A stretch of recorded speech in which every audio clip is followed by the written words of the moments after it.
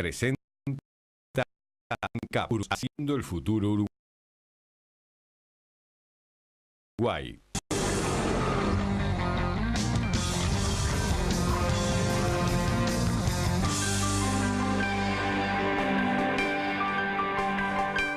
Muy buenas noches, bienvenidos a la edición central de TNU Noticias. Vamos a los principales títulos de la jornada.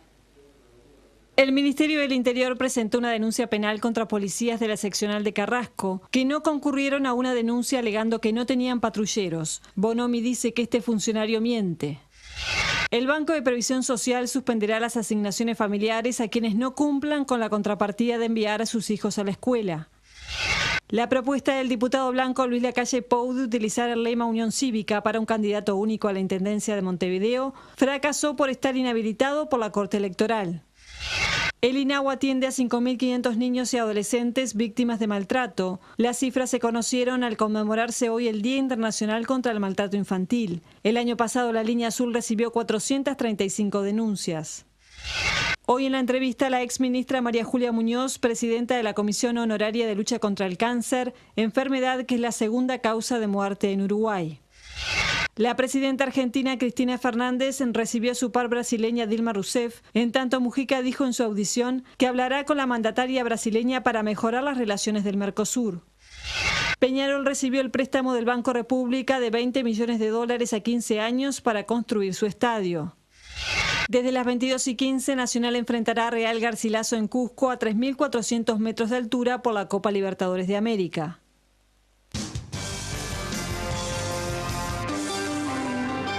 El Ministerio del Interior presentó en el Juzgado de Crimen Organizado una denuncia penal para que se investigue si funcionarios de la seccional 14 de policía ubicada en Carrasco incurrieron en delitos de omisión y abuso de funciones.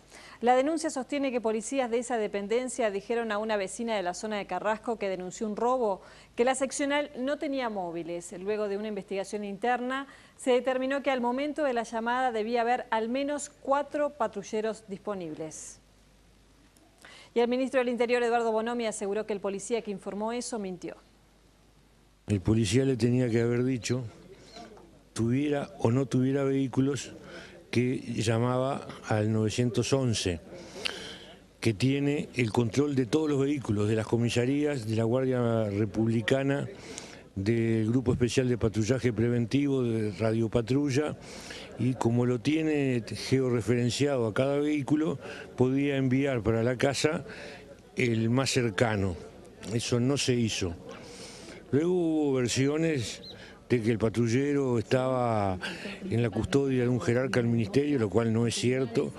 Hay jerarcas del ministerio en la zona, pero no ahí, sino más al sur, y el patrullaje que tienen es móvil, y el móvil que está ahí tiene la orden de participar en cualquier emergencia que se produzca, así que también podía haber sido derivado. Y bueno, eso fue una mentira, que no había vehículos. Bonomi afirmó además que se iniciarán auditorías a las demás seccionales policiales de Montevideo y que está prevista la incorporación de 130 nuevos móviles. Las declaraciones del secretario de Estado fueron realizadas en el departamento de Cerro Largo, donde se hizo el pasaje formal de la cárcel de conventos al Instituto Nacional de Rehabilitación. La 14 tenía 19 vehículos. A mí me han ofrecido la donación de un patrullero para la 19, creo que era para Punta Carretas, y otro para donde nosotros eligiéramos. No lo aceptamos porque entendemos que tienen vehículos suficientes y que seguir agregándoles vehículos lo único que hace es disimular una mala gestión, y lo que hay que mejorar es la gestión. De todas maneras, ministro, ¿su cartera va a adquirir patrulleros, va a adquirir nuevos vehículos? Sí, esa fue la otra razón que dijimos que la donación, que había que comprarlos, iba a estar junto con la venida de 130 patrulleros, no para Montevideo solamente, sino para todo el país. Explican los motivos por lo que la cárcel de conventos aquí en Cerro Largo pasa a la órbita del Instituto Nacional de Rehabilitación. Dentro del cronograma se lo puso Cerro Largo porque es una cárcel que estaba en condición de trabajar en ese tema. La cárcel de Cerro Largo es el quinto establecimiento penitenciario en el país que pasa al Instituto Nacional de Rehabilitación. José Luis Barbosa, con la cámara de Humberto Calvete, Fuente, TNU Noticias, Cerro Largo. Señores y señores. El Banco de Previsión Social suspenderá el pago de las asignaciones familiares a quienes no cumplan con la contraprestación de enviar a sus hijos a estudiar tanto en centros públicos como privados. Las autoridades explicaron que el beneficio se restablecerá cuando se acredite la escolaridad de los menores. Asignaciones familiares. Este jueves en la Torre Ejecutiva se realizó el lanzamiento del primer control de asistencia y progreso educativo para asignaciones familiares. Al 10 de junio se hará un cierre de esa información, de modo que aquellos alumnos, aquellos niños, aquellos adolescentes, aquellos jóvenes, beneficiarios de asignaciones familiares que persistan como inactivos, se les suspenderá el pago de la asignación familiar cuando vayan a cobrar en el mes de julio.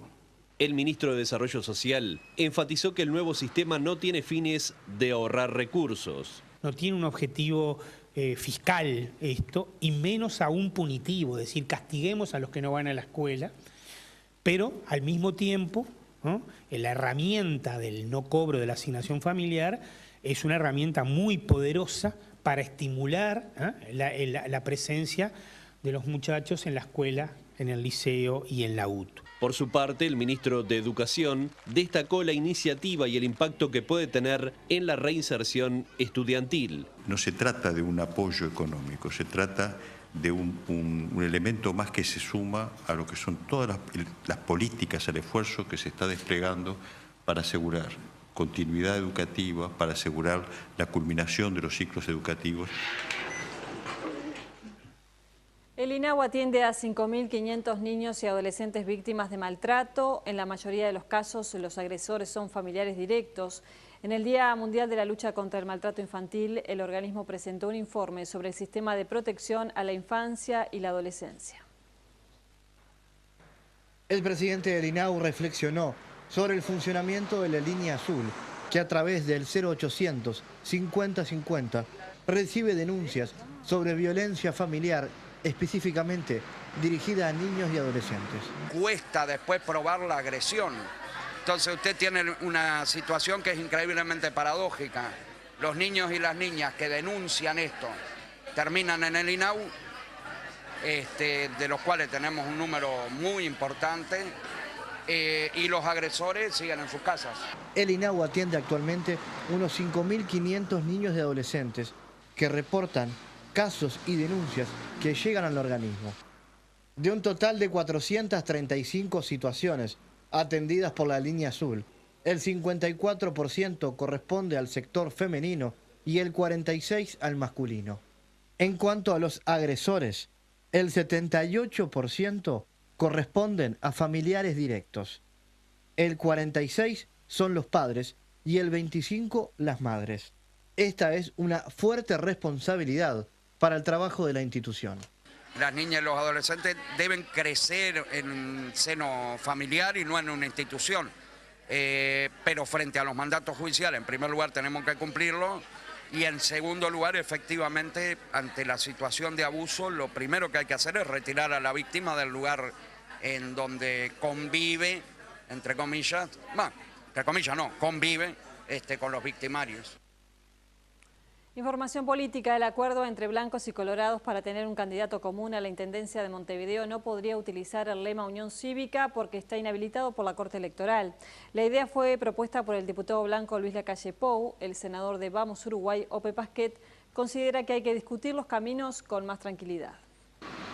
El 27 de abril de 2009, la Corte Electoral procedió a cancelar el lema Unión Cívica, ya que sus autoridades habían resuelto votar bajo el lema Partido Nacional. Este hecho es presentado por parte del Partido Colorado como el mayor impedimento para desarrollar la idea de Lacalle Pou. Esta propuesta política tiene que salir con claridad, con firmeza, con certeza, y no estar expuesta a rectificaciones, a equívocos, a teléfonos descompuestos que generen confusión en la ciudadanía. Digo, más allá de esto, señalamos nosotros que en estas pocas horas transcurridas desde la propuesta hemos hecho algunas averiguaciones, señalamos que No se puede usar el lema Unión Cívica porque la personería electoral de la Unión Cívica fue cancelada en el año 2009 por la Corte Electoral, porque ese partido no compareció en la elección de ese año. De manera que ni siquiera sería técnicamente viable el acogimiento de esta propuesta. Hay que buscar otro nombre, constituir un partido nuevo, para lo cual no hay todo el tiempo del mundo. No estamos enamorados de la idea. Yo no soy de esos gurises que dicen yo juego si la pelota es mía y pateo los penales. Me parece que esta acción que está sustentada en un 70% de los montevideanos que no están de acuerdo con esta intendencia y quieren un gobierno mejor. Guambia, es un gobierno mejor, no es para sacar lo que están. Yo en esa no me prendería.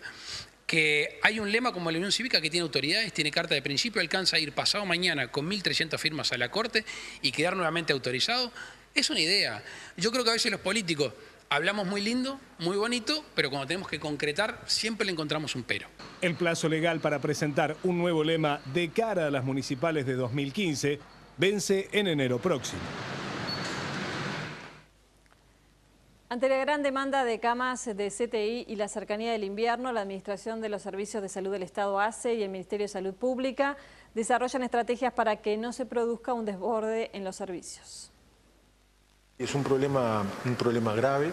Nosotros tenemos la situación planteada de que estamos no por la capacidad de infraestructura, o sea, no por el número de camas, sino por la cantidad de profesionales en un límite, ¿verdad?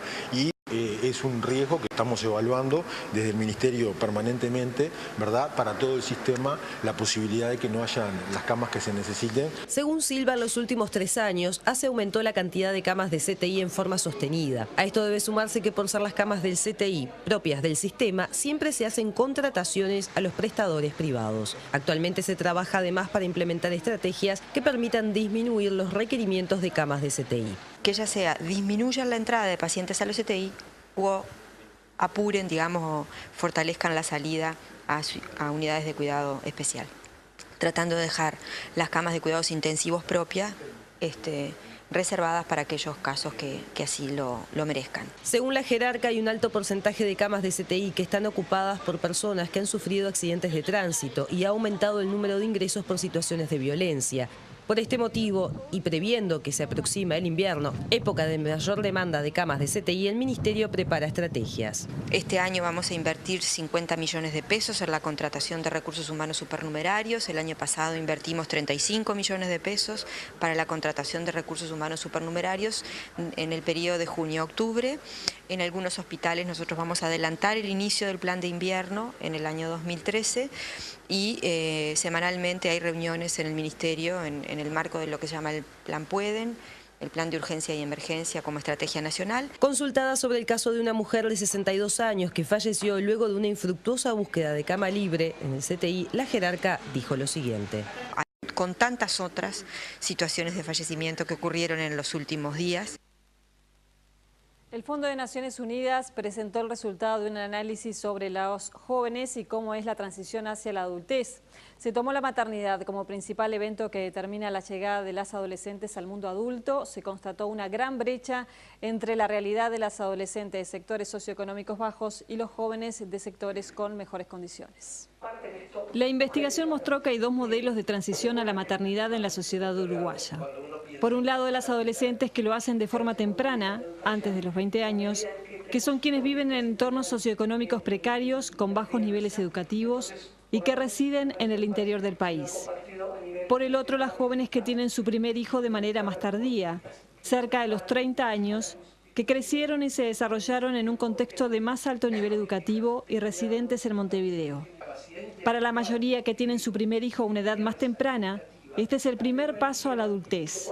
Sin embargo, las de maternidad tardía, los primeros pasos al mundo adulto son la independencia económica y la finalización de sus estudios. Esto dejó al descubierto una gran brecha. Para disminuir estas diferencias, Naciones Unidas propone un mayor impulso de políticas públicas de igualdad. Tenemos que tener no esta polarización, sino traer la reproducción entre los 20 y los 30 años, que es lo más adecuado. Y para ello hay mucho para hacer, mucho se está haciendo y hay mucho para hacer, fundamentalmente vinculado con mejorar las ofertas que las adolescentes tienen, las adolescentes con más carencias económicas, para que la maternidad no sea el único proyecto para dar el tránsito a la adultez y salir de su hogar natal, sino que hayan ofertas del ámbito educativo, educativo, desde el ámbito laboral, desde el ámbito cultural, desde el ámbito de la actividad física y el turismo, para que puedan haber otras posibilidades y que no sea la vía final común el embarazo adolescente la única forma de independizarse. Este modelo se repite de generación en generación. Se repite que las que son jóvenes en la adolescencia, incluso en la juventud temprana, madres, tienen madres y abuelas que han sido madres adolescentes, que han sido madres tempranamente. Se repite, es una transmisión intergeneracional. Mujeres y varones. La próxima semana comenzará la vacunación en todo el país contra el sarampión. Deberán vacunarse en forma obligatoria los nacidos entre 1967 y 1987. La ministra argumentó las razones por lo que se apuesta a la campaña en esta época del año. Estamos próximos, ¿verdad?, a un evento deportivo donde distintas nacionalidades se contactan.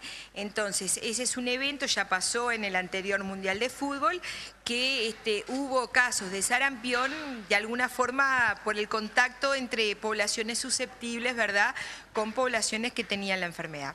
El Ministerio de Salud Pública recordó además que continúa la vacunación contra la gripe. Yo sé que estos días, con estos días lindos, la gente se olvida de que se viene el invierno, pero el invierno se viene. Recordar que la gripe es una enfermedad con una morbimortalidad bastante elevada, que genera además mucho ausentismo. Estamos contentos con la campaña de vacunación. Hasta el momento llevamos 130.000 personas vacunadas, pero necesitamos mayor cobertura. Especialmente le pedimos a los trabajadores de la salud, a los comunicadores que se vacunen y al personal de la enseñanza. Mañana se retomarán las indagatorias judiciales por el caso de los enfermeros procesados en 2012 por homicidio muy especialmente agravado. Este viernes, mañana, declararán los integrantes de la Junta Médica que analizó las historias clínicas de los 15 pacientes por los que fueron procesados los 2 enfermeros del Hospital Maciel y de la Asociación Española. En marzo del año pasado también fue procesada una funcionaria de esa mutualista por coautoría de homicidio. Hasta ahora las pericias a las que pudo acceder TNU Noticias indican que tanto los pacientes que recibieron morfina como a quienes se les inyectó aire intravenoso no pudieron morir por estas causas, confesadas por los propios enfermeros. La semana próxima continuarán las actuaciones con las declaraciones de testigos y un careo entre el enfermero que trabajaba en la Asociación Española y la mujer procesada por coautoría. Quedó habilitada en Fraiventos la primera policlínica de atención integral para trabajadores sexuales. Vemos el informe de Daniel Rojas. Esta es la primer policlínica del interior del país de atención integral a trabajadoras y trabajadores sexuales.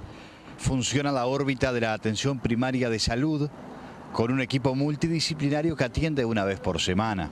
Anteriormente vos tenías que asistir al hospital local a sacar números el día lunes y a solicitar las órdenes el día lunes, el día martes a hacerte los exudados y extracción de sangre, y el día viernes pasar con los resultados ya levantados a que te atendiera el médico. Pasaba, o sea, más días en el hospital que trabajando. Las trabajadoras sexuales entienden que esto es un salto cualitativo de atención y sienta una base sumamente trascendente para determinar la existencia de red de trata de mujeres y la explotación sexual infantil.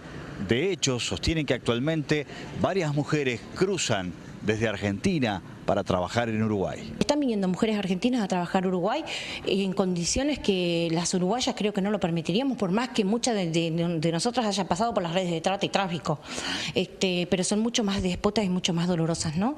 Y bueno, por lo que te digo, Uruguay es un paraíso, porque nadie controla nada. Entonces, en esta policlínica las mismas trabajadoras vamos a poder dar a conocer que hay tal o cual mujer argentina o brasilera trabajando en tal o cual condiciones. Desde Río Negro, con la cámara de Mariano Fagundes, informó Daniel Rojas, TNU Noticias.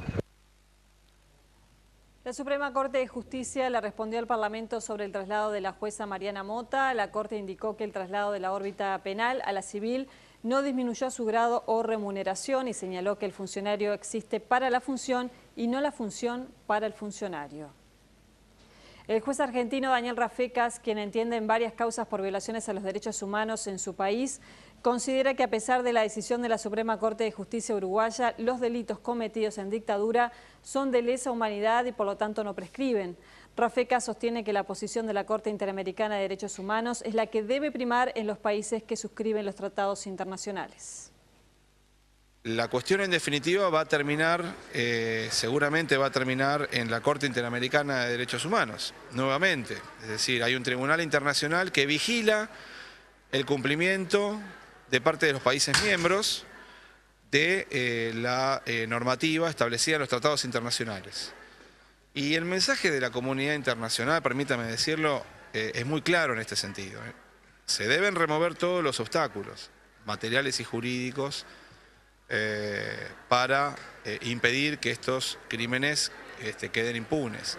El juez Daniel Rafecas estuvo el año pasado en nuestro país tomando declaración a varios testigos en la causa Automotores Orletti, centro clandestino de detención y tortura por el que pasaron tanto ciudadanos argentinos como uruguayos. Si bien por esta causa ya se dictaron varios procesamientos, se trabaja ahora en la situación de otros posibles implicados, entre ellos varios militares uruguayos.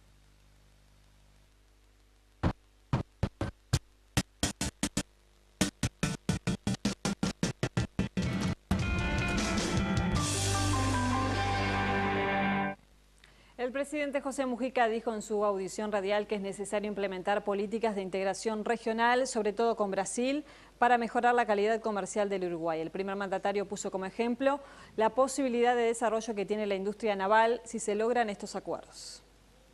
Hay condiciones en el Uruguay por su ubicación, por su lugar, por la boca del río, para construir barcazas, para construir barcos de tamaños fluviales, desarrollar una industria que alguna vez tuvimos y después abandonamos. Es totalmente posible, pero es totalmente posible si tenemos dos cosas. Si tenemos el libre acceso al mercado brasilero, que naturalmente por su escala va a demandar centenares y centenares de las más diversas embarcaciones, basta mirar lo que son los ríos de Brasil. Y segundo, si estamos dispuestos a consumir los materiales básicos que la industria brasilera dispone, porque va a ser muy difícil que si importamos materiales básicos de China o de Estados Unidos, después Brasil nos vaya a comprar esos barquitos. Ojo, acá hay un problema de reciprocidad que lo tenemos que ir construyendo uno a uno. Es a esto a lo que le llamamos la lucha de los acuerdos por integración con Brasil.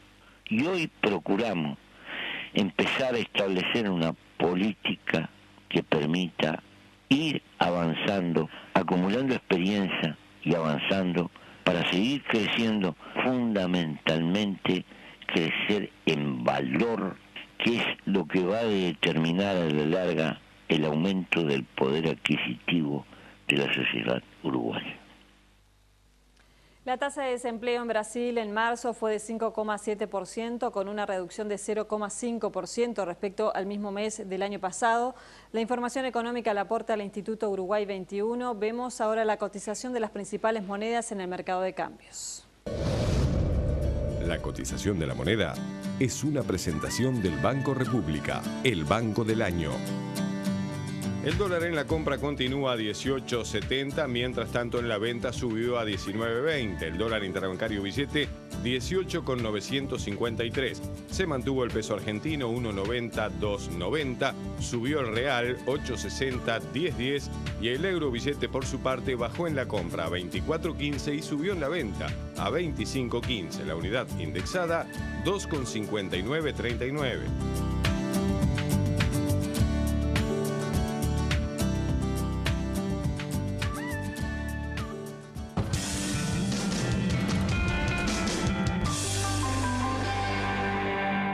Este programa es presentado por Antel. Usa giros de bits, que te permite enviar y recibir dinero estés donde estés. La presidenta brasileña Dilma Rousseff inició hoy una visita oficial de 2 días a Argentina. Cristina Fernández la recibió en la Casa Rosada para analizar una amplia agenda bilateral. La presidenta de Brasil, Dilma Rousseff, y la de Argentina, Cristina Fernández, se reunieron este jueves en la Casa Rosada en Buenos Aires, en el inicio de una visita de 2 días de la mandataria brasileña, en la que se evalúa un amplio espectro de temas bilaterales. Rousseff había adelantado antes de viajar que todos los temas políticos, comerciales y de inversiones estarían en el análisis, incluida la decisión de la minera Vale de suspender en marzo un proyecto para la producción de potasio a gran escala en Río Colorado, en la provincia de Mendoza, por casi 6.000 millones de dólares. Un comunicado de la Cancillería brasileña informó que además de la agenda económica, ambas líderes revisarán la situación del Mercado Común del Sur y de la Unión de Naciones Suramericanas. También estará en agenda la salida de Petrobras de Argentina, puesto que la estatal petrolera brasileña vendió los activos que tenía en las áreas de energía eléctrica y refinación y estaría terminando de cerrar un programa de retiro de la explotación de estaciones de servicios. Según la Cancillería brasileña, Rousseff y Fernández también aprovechan este encuentro para firmar nuevos acuerdos mixtos en áreas como ciencia, tecnología, innovación y también iniciativas en energía nuclear, defensa, empresas hidroeléctricas, construcción de satélites, industria naval y educación. El intercambio bilateral entre ambos países sumó en 2012 34.400 millones de dólares, con una caída del 13% con respecto a 2011. En Europa el desempleo tuvo registros históricamente altos en España y Francia. En Madrid además hubo protestas contra el gobierno. Vemos estas noticias. El desempleo en España volvió a subir en el primer trimestre de este año, afectando al 27,16% de la población activa, fortaleciendo el malestar social que este jueves llevó a miles de jóvenes a protestar ante el Congreso para pedir la dimisión del gobierno de Mariano Rajoy. España registró en los primeros 3 meses 6.202.700 desempleados, según las cifras oficiales, y las protestas de este jueves incluyeron enfrentamientos con la policía que dejaron un saldo de varios detenidos y también heridos. A la cifra récord de desempleo de España, segunda más elevada de la Unión Europea detrás de Grecia, se sumó este jueves el mal dato del empleo en Francia, que en el mes de marzo vio la destrucción de 36.900 puestos de trabajo, superando los peores registros históricos. El secretario de Defensa de Estados Unidos, Chuck Hagel, indicó este jueves que el régimen sirio probablemente utilizó armas químicas en pequeña escala. Durante una rueda de prensa en Emiratos Árabes, el funcionario indicó que la Casa Blanca informó a los miembros del Congreso en los últimos días que los organismos de espionaje estadounidenses concluyeron con cierto grado de veracidad que el régimen de Bashar al-Assad ha usado armas químicas, especialmente gas sarín. El presidente Barack Obama había advertido que el uso de armas químicas ocasionaría un cambio radical en la posición estadounidense sobre intervenir en la guerra civil siria, que ya cumple 2 años.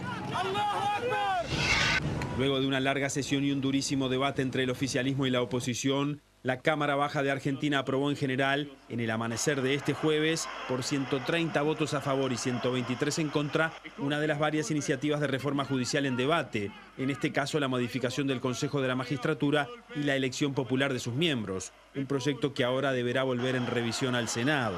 Mientras se realizaba la votación artículo por artículo, donde el oficialismo alcanzó los votos necesarios, la oposición cuestionó el resultado de la votación del artículo 2, que establece el número de miembros del Consejo, y luego de un cuarto intermedio decidió retirarse del recinto en bloque. El kirchnerismo finalmente pidió repetir la votación del artículo cuestionado y obtuvo por segunda vez 130 votos positivos.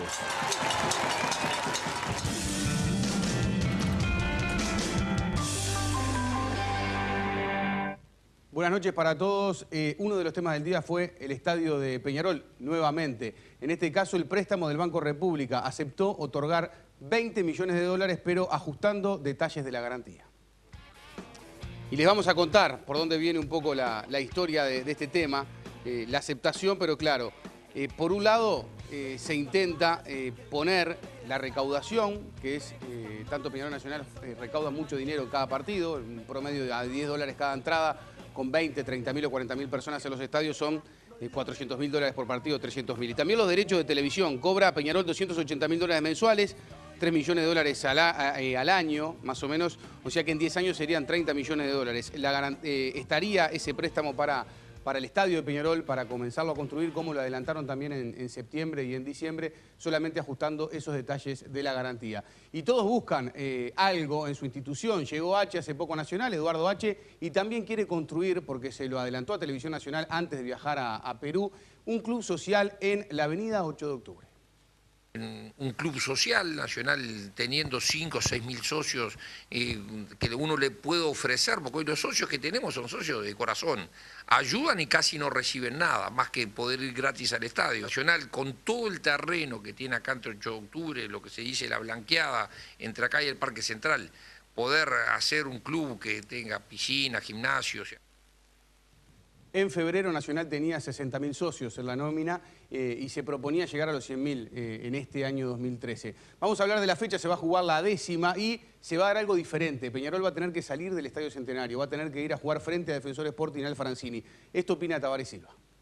Es traerlo acá, a lo que es nuestra cancha, más allá de la localía, por nosotros, porque nos gusta jugar en nuestra cancha, y después porque también los últimos resultados no han sido favorables para ninguno de los dos equipos, tanto Nacional como Peñarol, más allá de que esto no te asegura que ganemos, eso es clarísimo.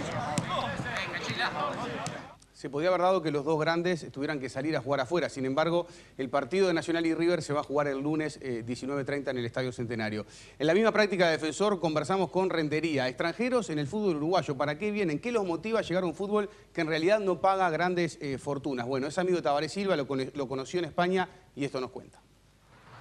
El técnico lo define como jugador. Bueno, rápido, es potente, tiene muy buen remate. También lo define como persona. Como persona es muy tranquilo, muy bien. Tabaré y Emilio Rentería son amigos. Se conocieron en España, en el Levante.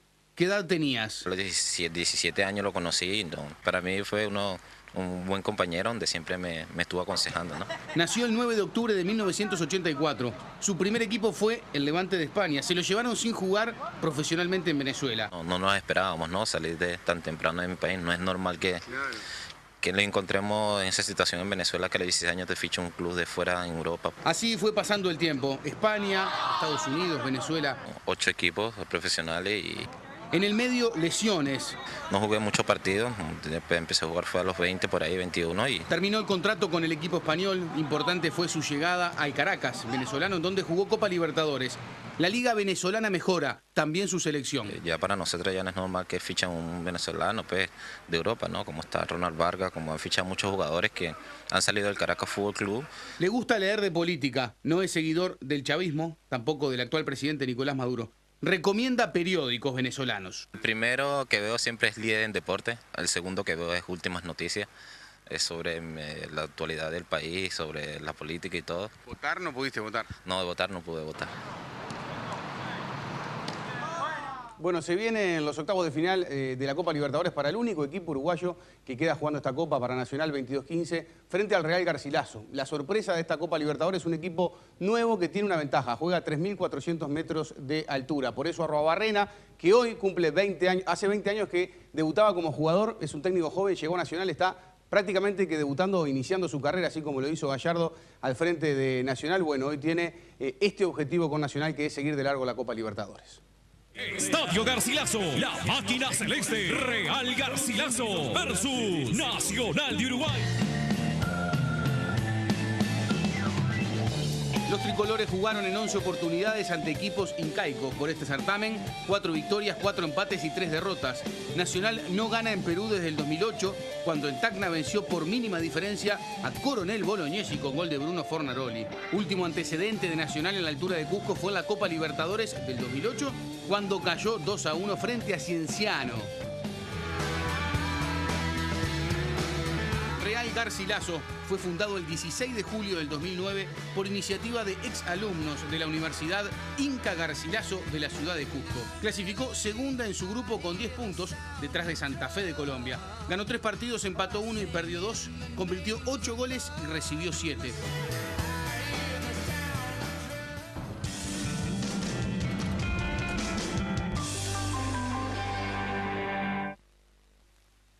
El cáncer es la segunda causa de muerte en nuestro país después de las enfermedades cardiovasculares. En el caso de los hombres, el cáncer de próstata es el más frecuente, seguido por el de pulmón y por cánceres de colon y recto unidos. Si bien las cifras vienen en descenso hace 20 años, el cáncer de pulmón es la principal causa de muerte en el sexo masculino y fallecen anualmente unas 1.000 personas, según datos de la Comisión Honoraria de Lucha contra esta enfermedad. En el caso de las mujeres, el cáncer de mama es el que posee mayor incidencia y mortalidad. Más de 670 mujeres mueren por esta causa anualmente, casi 2 por día. Cada año se diagnostican 1.850 casos nuevos de cáncer de mama. En las mujeres el cáncer colorectal ocupa el segundo lugar de incidencia, seguido por el cáncer cérvico-uterino. El cáncer de pulmón en las mujeres viene en aumento dramáticamente en el último tiempo y es una preocupación para las autoridades sanitarias. Tendencias indican que mientras los hombres dejan de fumar, las mujeres continúan o comienzan con ese hábito. ¿Qué tal? ¿Cómo están? Buenas noches. Hoy en el espacio de los jueves recibimos a la doctora María Julia Muñoz, que es la presidenta de la Comisión Honoraria de Lucha contra el Cáncer, para hablar de esta realidad que tanto golpea a los uruguayos y a las uruguayas. Bienvenida a Televisión Nacional, gracias por su tiempo. Bueno, un gusto para mí, la verdad que es un placer tratar de que las mujeres uruguayas tomemos cada vez más conciencia de lo terrible que es una enfermedad no diagnosticada a tiempo. Y esta conversación, esta charla se da en un momento también muy particular, sobre todo para aquellos quienes trabajamos en los medios de comunicación. Como yo decía, es una enfermedad que golpea y muchas veces duro, porque hace pocas horas falleció nuestra colega Clarita Berenbaum, que luchó durante muchos años contra esta enfermedad. Hoy veía que en la página de la Comisión Honoraria ustedes le hacían un homenaje. Un homenaje porque es una mujer uruguaya, una gran luchadora, una madre joven que contra todas las adversidades de la vida, con un cáncer verdaderamente muy particularmente agresivo, luchó con todas sus fuerzas y bueno, queríamos solidarizarnos con su familia, con su madre, con Nacho, su hermano, con todos y también transformarlo en un mensaje positivo, como una joven mujer enferma tuvo la capacidad de luchar, de tener sus hijos, de hacer el año pasado, en el mes de octubre, una obra para que concientizara a las mujeres sobre la importancia del diagnóstico precoz del cáncer de mama. Creemos que debe servir de ejemplo a todas para luchar contra esta enfermedad, no para deprimirnos y no hacer nada, sino al contrario, para retomar una bandera de lucha. La detección precoz ayuda muchísimo. ¿Y qué pueden hacer las mujeres? Todavía hay un sector de las mujeres uruguayas que se resisten a hacerse los controles o que lo dejan para otro día, o porque le falta tiempo, o porque hay una generación que quizás no lo considera necesario. Primero tenemos que recordar que todas las mujeres que trabajan tienen un día libre para hacerse la mamografía y el Papa Nicolau para prevenir el cáncer de cuello de útero.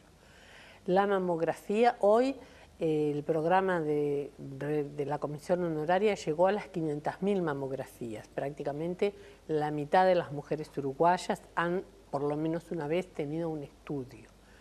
¿Es suficiente? No, porque hay un nicho de mujeres que nunca se ha hecho ese estudio y que además no tienen la costumbre de examinarse las mamas. Y nosotros decimos, el autoexamen de mama es gratis, conocer nuestro cuerpo es muy importante, las mujeres debemos examinarnos las mamas ante la duda, consultar o sin duda cada vez que concurrimos al médico, porque a veces concurrimos por otra cosa, decirle al médico que queremos que nos examinen las mamas. Es muy importante, el cáncer de mama se cura en cerca de un 90% cuando es diagnosticado en forma precoz. Hoy hay mucha medicación, hay mucho arsenal terapéutico para la lucha contra esta enfermedad, pero sin duda cuando es avanzada la enfermedad, el diagnóstico es más tardío, el pronóstico también es más sombrío.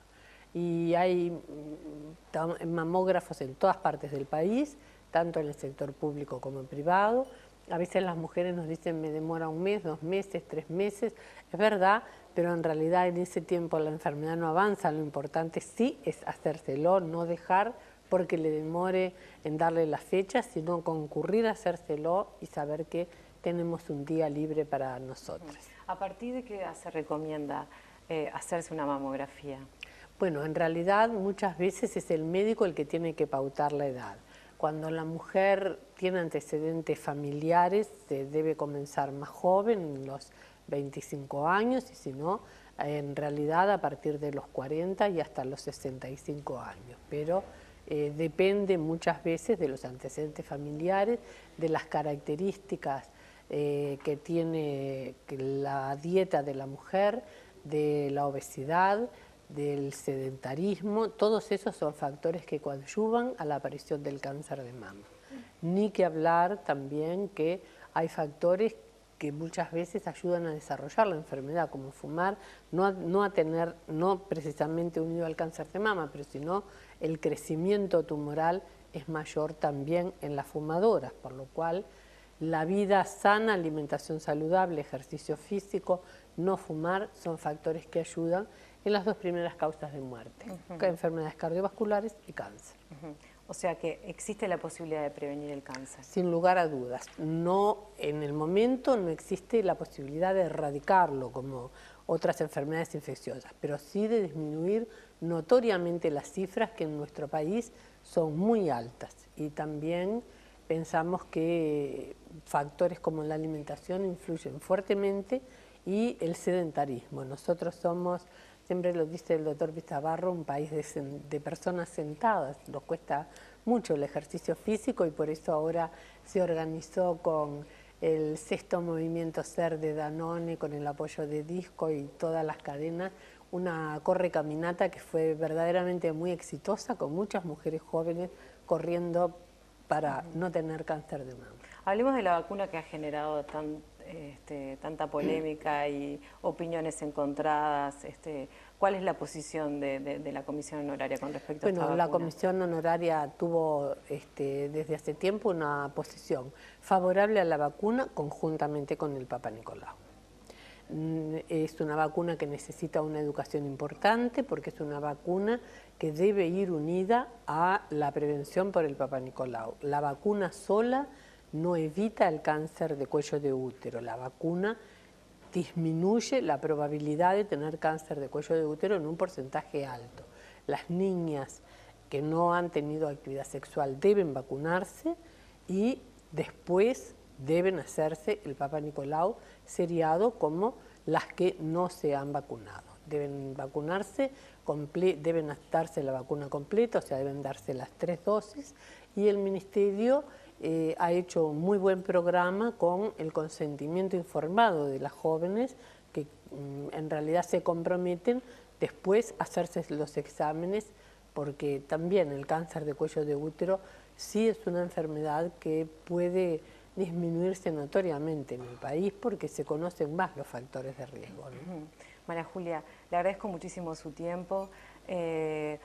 Un teléfono, una página donde la gente pueda informarse. La Comisión Honoraria de Lucha contra el Cáncer está haciendo un trabajo muy intenso con distintas actividades. Exactamente, y bueno, la página de la comisión, www.urucam.org.uy, es un lugar donde pueden encontrar toda la información al día, información también sobre la enfermedad, la información que puede obtener el público sobre los tratamientos y los teléfonos también. Figuran allí en la página. Hay que perder el miedo a decir exactamente, cáncer. Hay que perder el miedo a la palabra, cáncer hace que el cáncer pase a ser una de las enfermedades crónicas que más se cura, como lo dice siempre el profesor Tabaré Vázquez. María Julia, muchas gracias. Gracias a ustedes. Con ustedes más reencuentro el próximo jueves. Continúan con Andrea Tavares.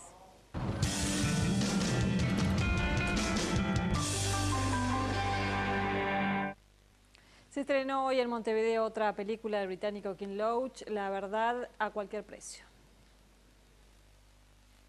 Giovanni Rosas vuelve a la pantalla montevideana con una película realizada en el año 2010, aunque recientemente estrenada en nuestro país durante el Festival Internacional de Cine. La última invasión a Irak es tratada por Loach a través de los personajes Fergus y Frankie, dos amigos desde la infancia que se encuentran trabajando en un equipo de seguridad privada en Bagdad. Uno de ellos muere en septiembre de 2004 en un atentado en la ruta más peligrosa del país. Su amigo rechazará la versión oficial de lo sucedido y desarrollará su propia investigación para aclarar el hecho.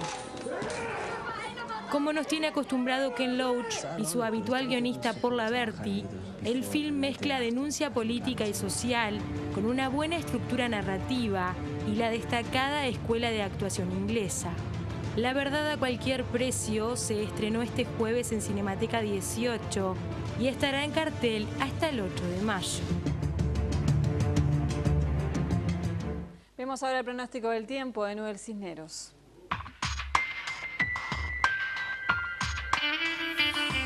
El viernes, al igual que en las jornadas anteriores, comienza fresco, con nieblas y neblinas aisladas, registros termométricos que se elevan gradualmente hacia la tarde, generando condiciones templadas a cálidas, con escasa nubosidad.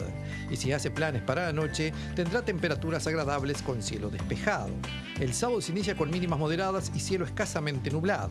Al avanzar el día, las temperaturas ascienden rápidamente, generando una tarde cálida, con progresivo aumento de nubosidad y de humedad, desmejorando hacia la noche por el suroeste litoral con tormentas y lluvias, por lo que si regresa tarde no podrá olvidar el paraguas. Amnistía Internacional del Uruguay presentó un video de una marcha masiva en defensa de los derechos humanos por 18 de julio. Los participantes fueron grabados de forma individual y luego se hizo una edición. Nos vamos con esas imágenes. Continúen ustedes en TNU, ya llega Cuéntame. Buenas noches.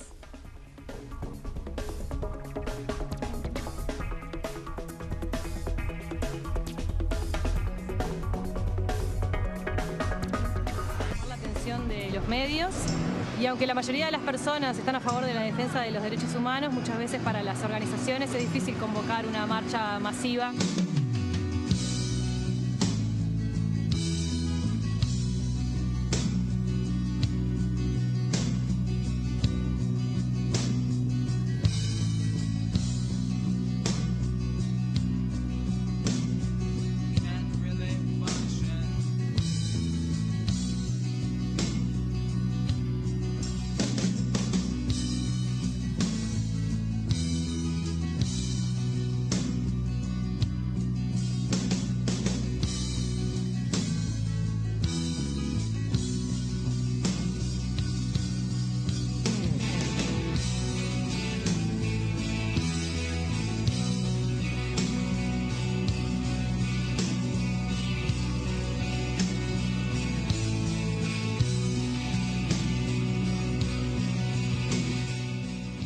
Presentó ANCAP, Uruguayos haciendo el futuro Uruguay. Hay jerarcas del ministerio en la zona, pero no ahí, sino más al sur, y el patrullaje que tienen es móvil, y el móvil que está ahí tiene la orden de participar en cualquier emergencia que se produzca, así que también podía haber sido derivado. Y bueno, eso fue una mentira, que no había vehículos. Bonomi afirmó además que se iniciarán auditorías a las demás seccionales policiales de Montevideo y que está prevista la incorporación de 130 nuevos móviles. Las declaraciones del secretario de Estado fueron realizadas en el departamento de Cerro Largo, donde se hizo el pasaje formal de la cárcel de Conventos al Instituto Nacional de Rehabilitación. La 14 tenía 19 vehículos. A mí me han ofrecido la donación de un patrullero para la 19, creo que era para Punta Carretas y otro para donde nosotros eligiéramos. No lo aceptamos porque entendemos que tienen vehículos suficientes y que seguir agregándoles vehículos lo único que hace es disimular una mala gestión, y lo que hay que mejorar es la gestión. De todas maneras, ministro, ¿su cartera va a adquirir patrulleros, va a adquirir nuevos vehículos?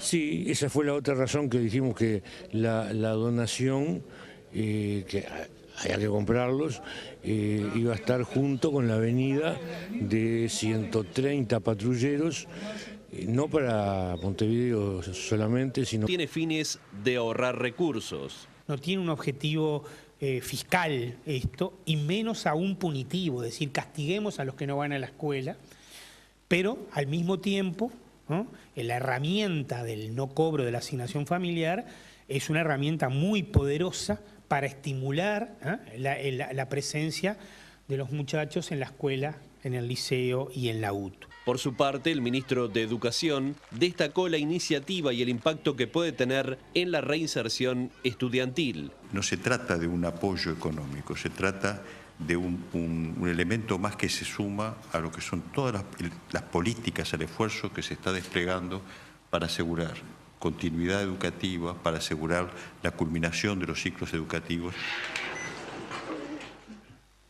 El INAU atiende a 5.500 niños y adolescentes víctimas de maltrato. En la mayoría de los casos, los agresores son familiares directos. En el Día Mundial de la Lucha contra el Maltrato Infantil, el organismo presentó un informe sobre el sistema de protección a la infancia y la adolescencia.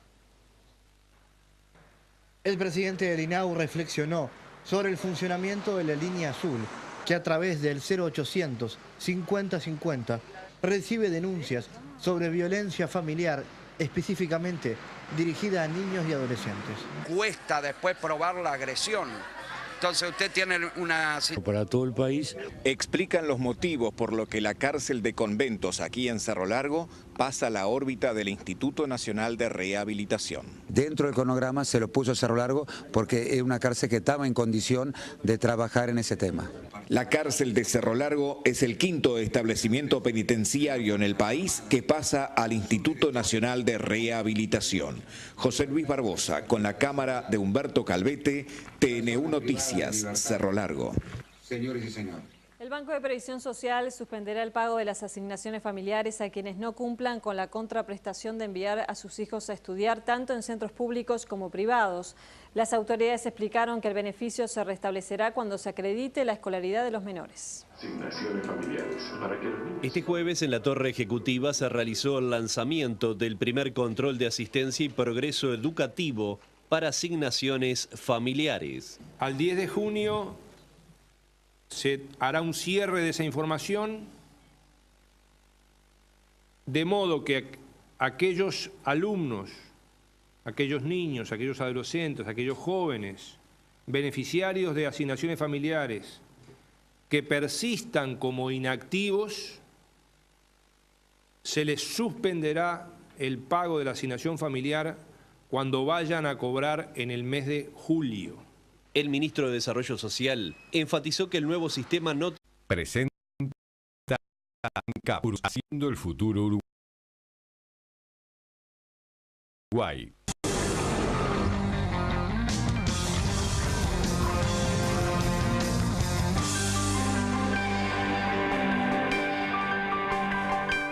Muy buenas noches, bienvenidos a la edición central de TN1 Noticias. Vamos a los principales títulos de la jornada. El Ministerio del Interior presentó una denuncia penal contra policías de la seccional de Carrasco, que no concurrieron a una denuncia alegando que no tenían patrulleros. Bonomi dice que este funcionario miente. El Banco de Previsión Social suspenderá las asignaciones familiares a quienes no cumplan con la contrapartida de enviar a sus hijos a la escuela. La propuesta del diputado blanco Luis Lacalle Pou de utilizar el lema Unión Cívica para un candidato único a la Intendencia de Montevideo fracasó por estar inhabilitado por la Corte Electoral. El INAU atiende a 5.500 niños y adolescentes víctimas de maltrato. Las cifras se conocieron al conmemorarse hoy el Día Internacional contra el Maltrato Infantil. El año pasado la línea azul recibió 435 denuncias. Hoy en la entrevista la exministra María Julia Muñoz, presidenta de la Comisión Honoraria de Lucha contra el Cáncer, enfermedad que es la segunda causa de muerte en Uruguay. La presidenta argentina Cristina Fernández recibió a su par brasileña Dilma Rousseff, en tanto Mujica dijo en su audición que hablará con la mandataria brasileña para mejorar las relaciones del Mercosur. Peñarol recibió el préstamo del Banco República de $20 millones a 15 años para construir su estadio. Desde las 22:15, Nacional enfrentará a Real Garcilaso en Cusco a 3.400 metros de altura por la Copa Libertadores de América.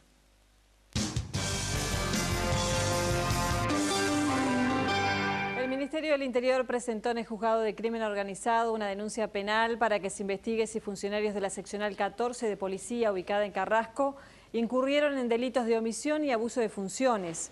La denuncia sostiene que policías de esa dependencia dijeron a una vecina de la zona de Carrasco que denunció un robo que la seccional no tenía móviles. Luego de una investigación interna se determinó que al momento de la llamada debía haber al menos 4 patrulleros disponibles. Y el ministro del Interior, Eduardo Bonomi, aseguró que el policía que informó eso mintió. el policía le tenía que haber dicho, tuviera o no tuviera vehículos, que llamaba al 911, que tiene el control de todos los vehículos, de las comisarías, de la Guardia Republicana, del Grupo Especial de Patrullaje Preventivo, de Radio Patrulla, y como lo tiene georreferenciado a cada vehículo, podía enviar para la casa el más cercano. Eso no se hizo. Luego hubo versiones de que el patrullero estaba en la custodia de un jerarca del ministerio, lo cual no es cierto.